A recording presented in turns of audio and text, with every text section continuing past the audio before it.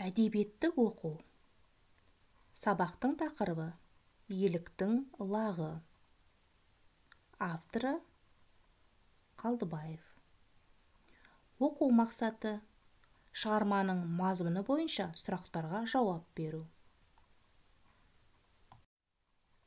Ойлан. Қазақстанда қанша қорық бар? Қорықтың не қажеттігі бар? Қорықты қорғайтын, күзететін адамдарды кім дейді? Сұрақтарға ойланып жауап бер.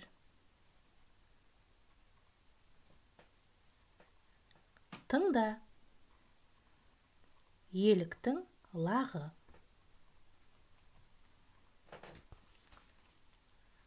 Аспан шайдай ашық. Таңғы таза ауа дене тоңазытады. Жалғыз аяқ жолмен қолына таяқ ұстаған, иығына мылтық, дүрбі асынған, беліне торсық байлаған бір адам келеді. Ол Түймебай деген аңшы. Аңшы таяғына сүйеніп, биікке өрмелей бастады. Беліндегі торсығын шешіп, сая жерге жасырды. Таяғын тасқа сүйей салып, қолына қосауыз мылтығын алды. Қарсы алдынан бір нәрсе қараңдағандай болды. Ол демін ішіне тартып, мылтығын алға кезенген бойда қалт тұра қалды. Әлден соң таста отырған қара қарғаны көрді.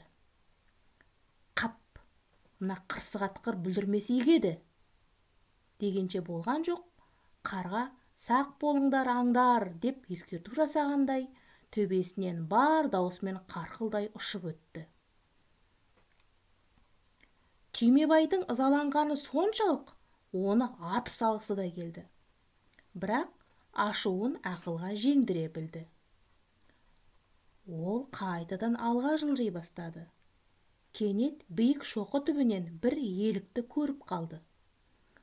Қуанғаннан екі көзі оттай жайнап кетті. Дереу мылтығының құлағын қайырды. Енді ол тіпті жақын келді. Елік қаннен қаперсіз жалпақ ақ тасты жалап тұр. Нысанаға ала бастады.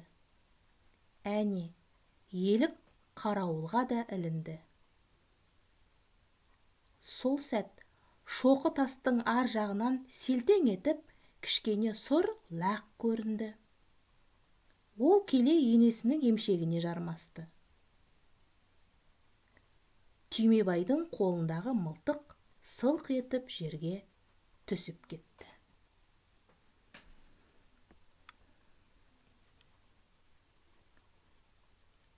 Мәтінде Түймебай аңшының іс-әрекеті туралы ойланып көр. Ол кім еді? Түймебай қайда барды? Неге ашуланды?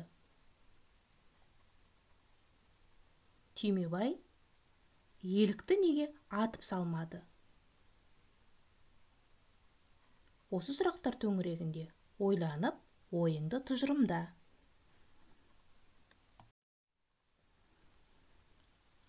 Аңшы деген кім? Суретке зер сал. Оны өз білгеніңше айтып көр. Мәтіндегі аңшы Түймебайды сипатта. Басын бастайын, аяғын сен жалғастыр. Беліне торсық байлаған. Онда ішетін суы бар. Қолына.